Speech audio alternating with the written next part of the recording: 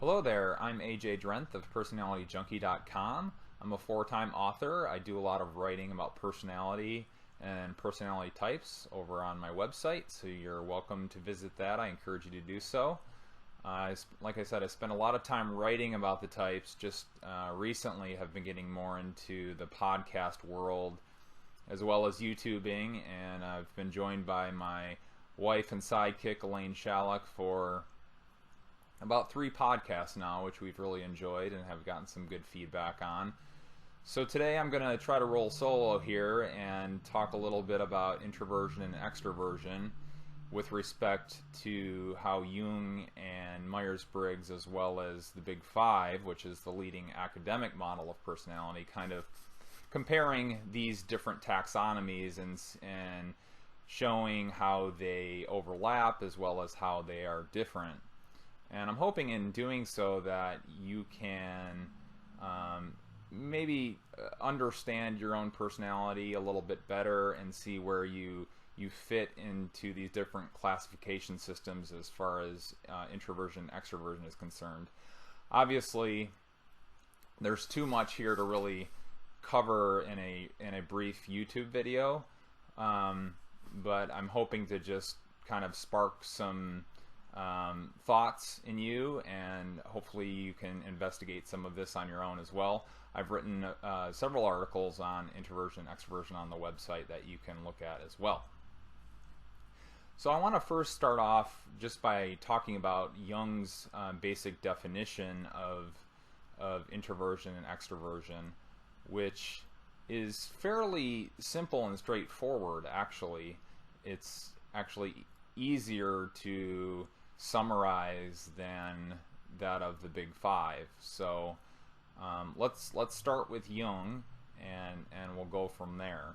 So Jung's theory was that introversion is an inward turning of the attention, or of the libido, the energy. So basically the introvert on Jung's view is looking within herself, and that is her primary mode of operation. So there's a lot of attuning to either one's thoughts, one's feelings, one's inner sensations, one's intuitions, but the direction of the attention is inward. Extroverts, by contrast, are the libido, or the attention, is focused outwardly, and so Jung talks about the extrovert sort of becoming absorbed in the object. So the self is the introvert's direction of attention, is the subject, the object being the outside world for extroverts. So the extroverts will be drawn to sensations or people or things in the outside world, and that's kind of what captivates their attention. So that was Jung's basic concept, and he then added that into his ideas of the functions, that there could be introverted thinking or there could be extroverted thinking. So he kind of showed how thinking can look a little bit different depending on whether you're an introvert or an extrovert, because an introverted thinker is going to be turning to himself, to his own thoughts, and kind of living and wrestling with his own thoughts a lot. The extroverted thinker is going to be more drawn to systems that exist outside of himself, like if he's a scientist, he's going to be drawn to facts, scientific facts or scientific methods, which is different than the introvert, who might kind of come up with his own ideas rather than looking without for guidance or insight or direction. So those are some basic differences there between Jung's view of the introvert and extrovert. What I think would be helpful too is to just give you guys a few examples of how having introverted attention may lead you to miss certain things in the outside world, so it can lead to blind spots. So you may have, if you're an introvert, you may have noticed that you're looking through the cupboards for something and you can't find it, and you ask your partner or whoever to come help you find it, and it turns out it was right in front of your face. And this happens to me all the time, and it's usually because my head is somewhere else in the clouds, and it sort of impairs my ability to focus and to see, I guess, what's out there, what's right in front of me, to extrovert my attention enough to be able to see and notice details in my environment. The same thing can happen, I think, with social cues for introverts. You know, if we are, again, kind of lost in our own minds, it's easy to maybe miss some of the social cues, which can lead introverts to sometimes come across as awkward, or shy, or just maybe not responding in the same way that you might see an extrovert respond. The introvert is often going to respond more slowly. I've noticed that it takes maybe a second or two at times for me to just shift out of my inwardness and to actually engage with another person.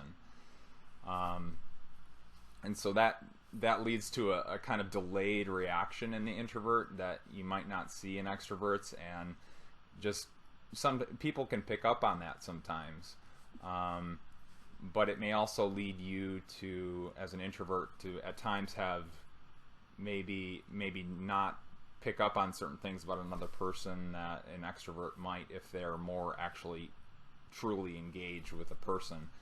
I think introverts can also sometimes, you know, maybe be nodding their head and pretending like they're listening or they're tracking what another person is saying, but inwardly their mind is completely somewhere else. And so sometimes introverts can, although they're really good at listening to themselves, they're not always great listeners to other people, unless they can kind of turn against their natural direction of attention and turn it outward and really tune into the other person. Now, I think some types are better at doing that than others. Some introverts are better at that than others.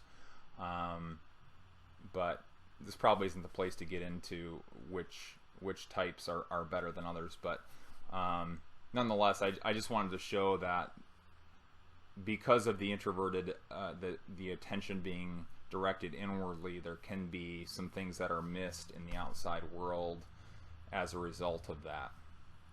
Now, for the extrovert, who's always looking without or looking outward, one of their main blind spots can be self-awareness. So the introvert tends to be fairly self-aware because they're always looking at themselves, whereas the extrovert may very rarely, you know, spend any significant period of time looking inwardly. And so I've noticed, for instance, that extroverts can be prone to overeating because they're maybe engaged so much outwardly that, you know, they're watching television, they're talking to people, they're just not maybe paying attention to how full they are, how much they've eaten, and so there can be sort of an overindulgence in that respect. Same too with their stress levels. You know, sometimes they can just be so go and getting things done and moving and being busy and whatever it may be, that they end up burning out without really realizing it, and then they suddenly crash and have this. They may come down with an illness, or, you know, some sort of they just may get overloaded, but not realizing that they're getting overloaded until it finally, you know, until the straw breaks the camel's back. So that's an example. Those are some examples of how having extroverted attention may actually cause problems on kind of on the self level, because the self is maybe being a little bit neglected or not listened to in the way that the introvert is tending to do. Now, the Myers-Briggs system was built on Jung's theories, but I should point out that the Myers-Briggs does go beyond Jung when it comes to the actual Myers-Briggs test, the MBTI.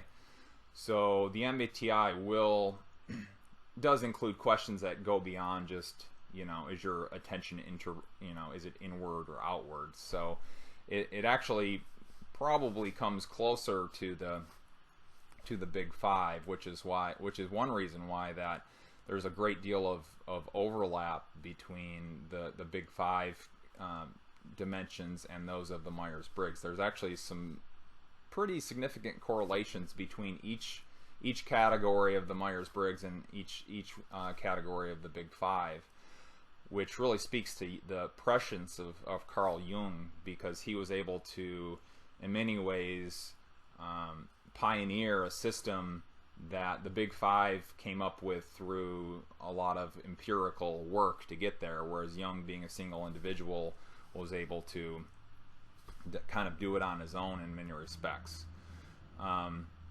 However, that said, the Big Five and the Myers-Briggs are not the same test, and so it is possible to come out scoring one way on the Myers-Briggs and maybe the other way on the Big Five.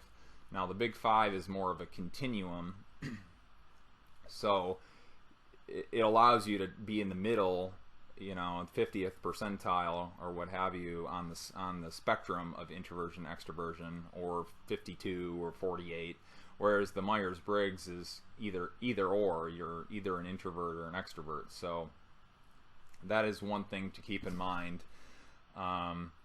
But I do think it's worth learning about both systems. They each have their advantages and disadvantages. The Big Five is, as I said, one of the leading academic models. It probably is the leading academic model of personality. So there's definitely a lot of information out there about it, and a lot of studies being done with it. So it's really a good system to kind of learn about, and you can evaluate your personality through the lens of the Big Five as well. So, but we're only going to be talking about one of the Big Five aspects. So the Big Five is composed of extroversion, openness, conscientiousness, agreeableness, and neuroticism. Those are the Big Five dimensions.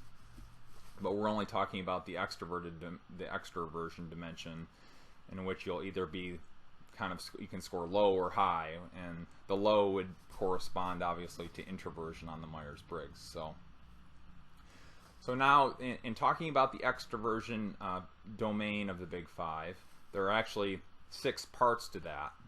I'm going to list the 6 parts, but then we're going to group those into 2 kind of larger categories, so that we're going to end up talking about the extraversion domain in light of 2 basic categories on the Big Five. Okay, so the 6 subcomponents of extraversion on the Big Five are assertiveness, activity, excitement seeking, warmth, gregariousness, and positive emotions. Okay, but a brilliant guy named Colin de Jung, he's a researcher, no relation to Carl Jung.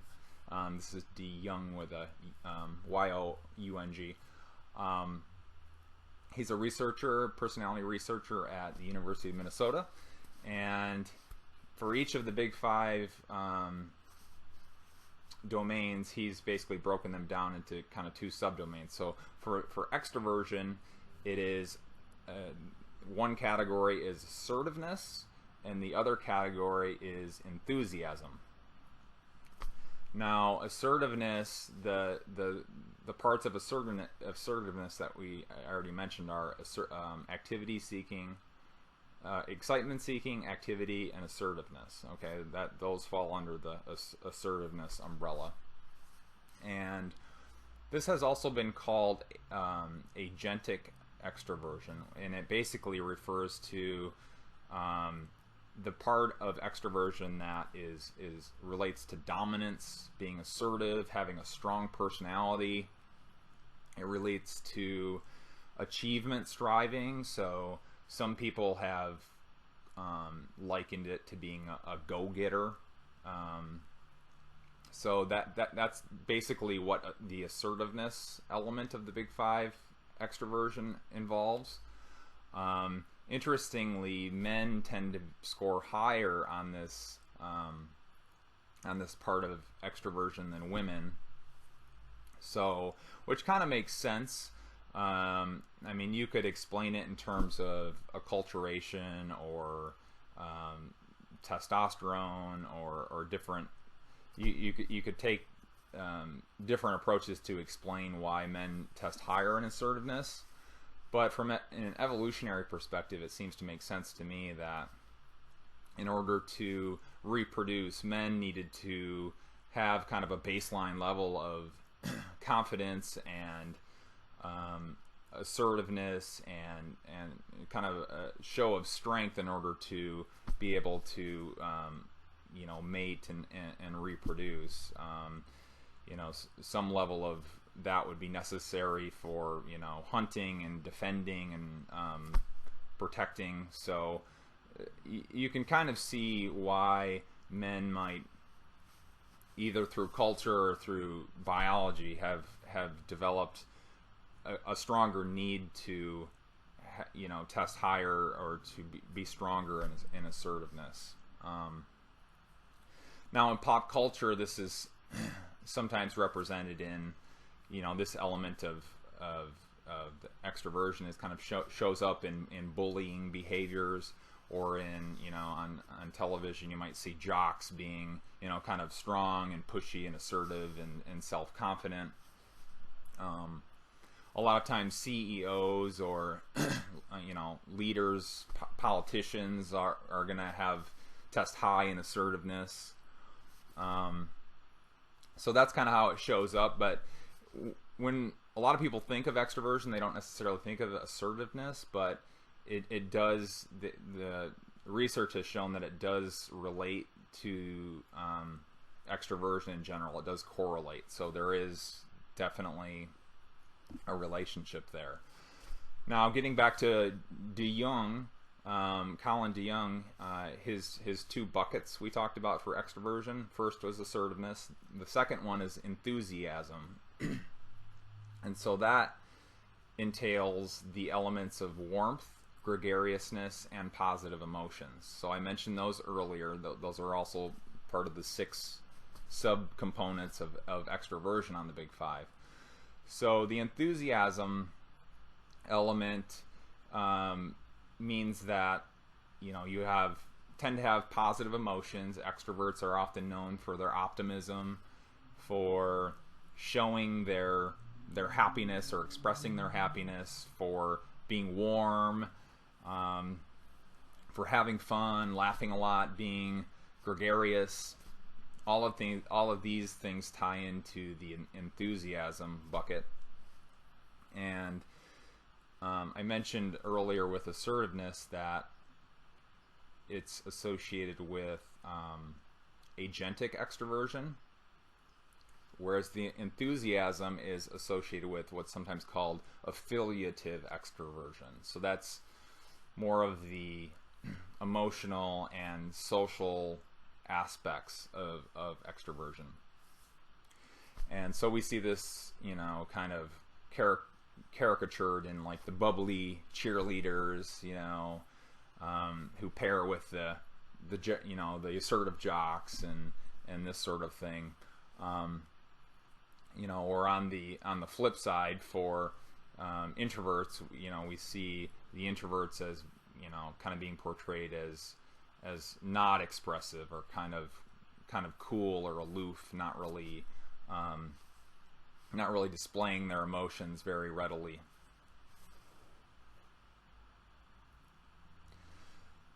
So that kind of finishes up the 2 buckets for extroversion on the big five: assertiveness and enthusiasm. And now I just want to briefly talk about how those overlap and interface with Jung's view of introversion and extroversion. So one thing that came to mind was that introverts, because they are spending more time peering inwardly, they are generally, you know, maybe less interested in extroverted matters. They may be either less interested in engaging with people. They may find their inner world, you know, perfectly comfortable and entertaining, and not feel like they necessarily need to go out and hang out with a lot of people. As we talked about earlier, you know, being caught up in their own minds, it may lead them to not develop extroverted skills, you know, that would allow them to, you know, engage more easily with others, to read social cues.